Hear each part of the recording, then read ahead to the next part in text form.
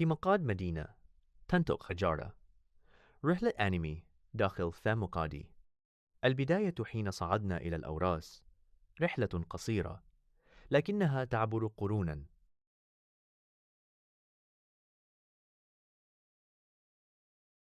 التخطيط الروماني، مدينة مربعة مثل رقعة الشطرنج، قوس تراجان، بوابة تعلمنا معنى الدخول، الساحة والمنتدى حيث كانت المدينة تتكلم، المسرح حين كان الحجر يضحك ويصفق، الحمامات والفسيفساء، رفاهية لا أترى إلا حين نقترب، زمن المسيحية، طريق جديد داخل نفس الشوارع.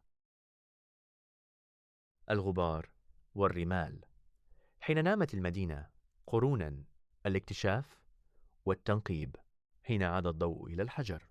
تيمقاد اليوم، تراث عالمي ورسالة لنا